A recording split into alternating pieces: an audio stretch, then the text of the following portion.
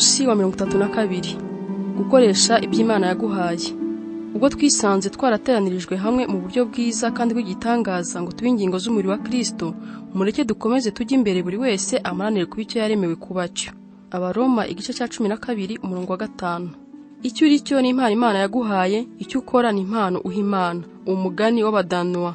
Imana ikwiye guhabwa umugabane uruta iyindi mu buzima bwawe. Yakuremye ifite intego kandi gutegerejeho gukoresha byimazeyo ibyo yaguhaye byose. Ntabwo ushaka ko uhangayika cyangwa ngo urarikire kubera ubushobozi ubona abandi bafite ariko wowe utahawe. Ahubwo icyo gushakaho nuko urangamira gukoresha neza ubuhanga yaguhaye. Iyo ugerageza gukorera Imana mu buryo budahuye n'icyo waremewe, bimera nk'ibyo wa musazi ngo wasomeye amase amaganga ati bitajyanye n'ibi. Bene ibyo nta kindi kivamo uretse gucika intege kandi nta musaruro mwinshi bibyara. Ikindi kandi bigutesha igihe ugapfusha ubusa ubwenge n'imbaraga. Uburyo bwiza bwo gukoresha ubuzima bwawe ni ugukorera Imana ushingiye ku miterere yawe. Kugira ngo ibyo bishobore ugomba kubanza ukamenya imiterere yawe, ukiga kuyakira ndetse no kuyinezererwa, bityo ugashobora kuyiteza imbere kugeza ku kigero gikwiriye. Menya imiterere yawe. Bibiliya iravuga ngo ntimukagende nk'abatagira ubwenge, ahubwo mugerageze kumenya icyo Umwami ashima kandi aba ari cyo mukora. Ntureke uyu munsi ukurengana. Utangire ushakishe kandi usobanukirwe neza icyo Imana ishaka kuba cyo n'icyo ishaka gukora. Utangire usuzuma impano zawe n'ubushobozi bukurimo. Ufate igihe kirekire witegereze ibyo waba uzi gukora neza n'ibyo udashobora. Pawulo atugira inama agira ati, mutekereze mwitonze ngo mumenye ubushobozi bwanyu. Ukore urutonde. Ubaze abandi bakubwiza ukuri uko bakubona. Ubabwire uko ushaka kumenya ukuri kutarimo gutara amashimwe. Impano zo mu mwuka n'ubushobozi kamere iteka byemezwa n'abandi. Niba wibwira ko ufite impano yo kwigisha cyangwa yo kuririmba ariko akaba nta wundi ubyemeza, ubyibazeho. Niba ushaka kumenya ko ufite impano yo kuyobora, uhindukire urebe inyuma yawe. Niba nta muntu ukuri inyuma, ubwo umenye ko utari umuyobozi. Ujye wibaza ibibazo nk'ibi ngo, ni hehe nabonye imbuto mu buzima bwanjye kandi n'abandi bakabyemeza? Ni ibiki namaze kugaragazamo ubushobozi? Urutonde rw'impano n'ubushobozi kamere dusanga mu bitabo bimwe na bimwe bigira agaciro ariko bikagira umumaro muke. Icya mbere kenshi biba ari rusange, bityo ntibishobore kukwereka umwihariko wawe. Icya kabiri, Bibiliya itubwira iby'impano zo mu mwuka ariko ntabwo itanga ibisobanuro birambuye, bityo kenshi ibisobanuro tubona ugasanga bibogamye kuko kenshi biba bishingiye ku myigishirize y'itorero iri cyangwa ririya. Ikindi kibazo ni uko ugenda ukura ugenda ugaragaza impano nyinshi zitandukanye. Ushobora kwitangira imirimo yo gufasha cyangwa yo kwigisha cyangwa ugatangana umutima ukunze kubera ko umaze kuba mukuru mu gakiza atari uko ariyo mpano yawe. Uburyo bwo guhishurirwa impano zawe n'ubushobozi ni ukugerageza imirimo y'uburyo bwinshi. Iyo mba narafashe amasuzuma y'impano n'ubushobozi nkiri muto, ntabwo nari kuzigera menya ko mfite impano yo kwigisha, ko sinari narigeze mbikora. Aho natangiriye kwitabira ubutumire bwo kwigisha, nibwo natangiye kubona imbuto z'imirimo yanjye, abandi nabo barabihamya, bityo ndibwira nti Imana yampaye impano yo gukora uwo murimo. Ibitabo byinshi byigisha kuri ibi bicurika ibintu. Barakubwira ngo banza umenye impano zawe, bityo uzamenya umurimo wahamagariwe. Ariko ubundi uko bigenda si uko nguko. Utangire ukore, ugerageze imirimo itandukanye, bizakwereka impano zawe. Igihe cyose uzaba utaragira icyo ukora, ntuzigera umenya ibyo ufitemo impano. Muri wowe hahishemo impano n'ubushobozi bwinshi utazi kubera ko utigeze ugerageza kuzikoresha. Niyo mpamvu nakugira inama yo kugerageza ibintu byinshi utigeze ugerageza mbere. Hari abantu nahuye nabo bampa ubuhamya ko batangiye kuvumbura zimwe mu mpano zabo bageze mu myaka 70 cyangwa 80. Hari umukecuru nzi ufite imyaka 90 utsinda amarushanwa yo kwiruka kilometero 10 kandi iyo mpano yo kwiruka ngo yayibonyemo afite imyaka 78. We kwivuna ugerageza kumenya impano zawe utaratangira kugira icyo ukora. Uhaguruke utangire ukore. Impano zawe zigaragara neza iyo ugeze mu murimo w'Imana. Ugerageze kwigisha cyangwa kuyobora cyangwa gutondeka gahunda cyangwa gucuranga cyangwa gukora mu rubyiruko. Ntuzigera umenya ibyo ukora neza niba ntacyo wagerageje gukora. Nugerageza bigafata ubusa, we gucika intege kandi wibwira uti n'ubundi kwari ukwipima. Bityo amaherezo uzageraho umenye icyo ukora neza. Usuzume umutima wawe n'ubureme bwawe. Pawulo atugira inama ati, wisuzume witonze umenye uwo uriwe n'umurimo wahamagariwe, maze aba aribyo wirundumuriramo wese. Nanone bizagufasha kumva icyo abandi bakuzi neza bazakuvugaho. Ujye wibaza uti, ni ibiki nkunda gukora? Ni ryari numva nkorana akanyamuneza? Ni ibiki njya mpugiramo nkibagirwa ko igihe cyagiye? Ese nkunda gukora ibintu bimwe igihe kirekire cyangwa nkunda guhinduranya imirimo? Ese nkunda gukora ndi jyenyine cyangwa ndi mu bandi? Ese nkunda kwibera ukwanjye cyangwa nkunda kuba ahagaragara?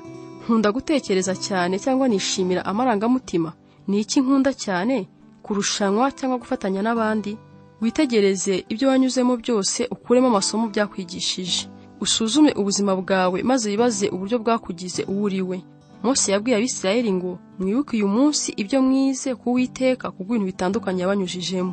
Ibyo wanyuzemo ukabyibagirwa bitagaciro. Niyo mpamvu ari byiza kugira aho wandika ibyo wize buri munsi. Pawulo yigeze guhangayika yibaza niba abakristo b'Abanyagalatiya bataribagiwe ibyo bari barababajwe, maze arabandikira ati: ya mibabaro yose mwayibabarijwe ubusa? Ndizera ko atari byo. Si kenshi dushobora guhita tubona umugambi mwiza w'Imana tukiri mu mibabaro cyangwa mu bihe byo gutsindwa cyangwa gukorwa n'isoni. Igihe Yesu yozaga ibirenge bya Petero yaramubwiye ati: ibyo nkora ubu ntubizi, ariko uzabimenya hanyuma. Iyo dushubije amaso inyuma nibwo dusobanukirwa ibyiza Imana yashakaga gukora itunyuza mu bibazo runaka. Gukura amasomo mu byo twanyuzemo bitwara igihe.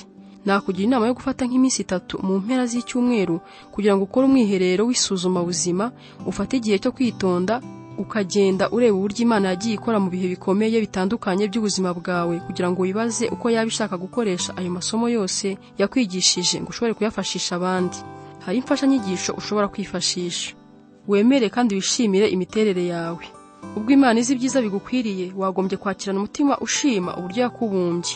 Bibiliya iratubwira ngo ese wowe wa muntu we urinde ugisha Imana impaka? Icyabumbwe ntabwo gishobora kubwira uwakibumbye ngo niki cyatumye umbumba utya, kuko umubumbyi afite uburenganzira bwose bwo gukoresha ibumba icyo ashaka cyose. Imiterere yawe yajyanwe n'Imana mu butware bwayo kubw'umugambi wayo, niyo mpamvu utagombye kuyinubira cyangwa kuyanga. Aho kugerageza kwihindura wishushanya ku wundi muntu, wagombye kwishimira imiterere Imana yaguhaye. Kristo yahaye buri wese ubushobozi bwihariye bukubiyemo byose yashatse ko buri wese muri twe ahabwa nk'uko urugero rw'ubuntu bw'impano ze rungana. Bumwe mu buryo bwo kwemera imiterere yawe ni ukumenya neza ibyo udashoboye. Nta muntu ukora byose neza kandi nta n'usabwa kuba buri kintu. Buri wese yagenewe uruhare rwe. Pawulo yarasobanukiye ko umuhamagaro we atari ugukora ibintu byose cyangwa kunezeza abantu bose, ahubwo ko wari uwo gutumbira umurimo wihariye Imana yamuremeye. Niyo wivugiye ati intego yacu ni ukuguma mu ngabano z'umugambi w'Imana kuri twe. Iryo jambo ingabano ryerekana ko Imana igenera buri wese muri twe aho agomba gukora n'icyo agomba gukora. Imiterere yawe niyo igenga umurimo wawe wihariye. Iyo tugerageje kwagura umurimo wacu tukarenza ingabano zishyirwaho n'uburyo Imana yaturemye, dutangira guhangayika. Nk'uko buri mukinnyi ahabwa imirongo atarenga mu marushanwa yo gusiganwa, niko natwe buri muntu agomba gusiganirwa aho dutegekwa yitonze. Ntugire ishyari ry'urimo kwiruka mu murongo uri iruhande rwawe, wowe utumbire kurangiza kwiruka kwawe. Imana ishaka ko wishimira gukoresha imiterere yaguhaye. Bibiliya iravuga ngo ibyiza ni uko wakora ibyo ugomba gukora, nibwo uzanezererwa ko wararangije umurimo wawe, kandi nibwo utazakenera kwigereranya n'undi wese. Hari uburyo bubiri Satani akoresha ngo akwambure umunezero w'umurimo wawe. Akugerageresha kugereranya umurimo wawe n'iy'abandi, ubundi akagushukisha kuringaniza umurimo wawe ku by'abandi bashaka. Iyo yombi ni imitego izana urupfu ikurangaza kandi ikakubuza gukora uko Imana yabishakaga. Igihe cyose uzumva ubuze umunezero wawe mu gukorera Imana, ujye utangira wibaze niba utaraguye muri umwe muri iyo mitego. Bibiliya ihora ituburira kwirinda kwigereranya n'abandi. Ukora umurimo wawe neza nibwo uzagira icyo wirata ubwawe, ariko wirinde kwigereranya n'abandi. Hari impamvu ebyiri ugomba kwirinda kugereranya: imiterere, umurimo cyangwa imbuto z'umurimo wawe n'iby'undi muntu. Icya mbere, uzabona iteka umuntu usa n'ukora umurimo we neza kukurusha, bityo biguca intege. Cyangwa se uzabona umuntu udakora akazi ke neza nkawe, bigutere kwihimbaza. Buri umwe muri iyo myifatire uzakurangaza, ukuvane mu murimo cyangwa se ugutwara umunezero wawe. Pawulo avuga ko kwigereranya n'abandi ari ubupfu. Yagize ati: ntidutinyuka kwibarana cyangwa kwigereranya na bamwe biyogeza ubwabo. Ubwabo biringaniza kuri bo ubwabo, bakigereranya nabo ubwabo, nta bwenge bagira. Ibyo abahinduye Bibiliya mu Cyongereza mu buryo burambuye bwitwa message babivuze mu magambo agira ati: muri uko kwigereranya, kwiringaniza no kurushanwa babahushije intego. Uzabona kenshi ko abantu batumva neza imiterere yawe n'uburyo ikora mu murimo, bazakunegura kandi bagerageze kuguhatira kwishushanya n'ibyo bo bibwira ko wagombye kuba urimo gukora. Abo ujye ubihorera. Pawulo kenshi yagiye ahura na bene abo banyamagambo batumvaga neza umurimo we, bakawusebya. Igisubizo cye kuri bene abo cyahoraga ari kimwe: kwirinda kwipima ku bandi, kwirinda gukabya no gushaka ishimwe riva ku Mana ryonyine. Kimwe mu byatumye Imana ikoresha Pawulo cyane nuko yanze kurangazwa n'abamusebya cyangwa guta igihe mu kwigereranya n'abandi cyangwa ngo ajye mu mpaka z'imburamumaro ku murimo yakoraga. John Bunyan yavuze neza ati: niba ubuzima bwanjye nta mbuto bwera, ntacyo bimariye gushimwa n'abantu. Niba kandi umurimo wanjye wera imbuto, ntacyo bintwaye niba hariho abawunegura. ukomeze ukure mu miterere. Umugani Yesu yaciye w'amataranto werekana ko Imana ihora idutegerejeho gukoresha byimaze ibyo yaduhaye byose. Tugomba kungura impano zacu n'ubushobozi, imitima yacu igahora igurumana, tukagura muri kamere no mu miremerwe, tukunguka inararibonye mu buzima, bityo tukarushaho kugira umumaro mu murimo dukorera Imana. Pawulo yihanangirije Abanyafilipi ngo bakomeze kugwiza ubwenge no kumenya.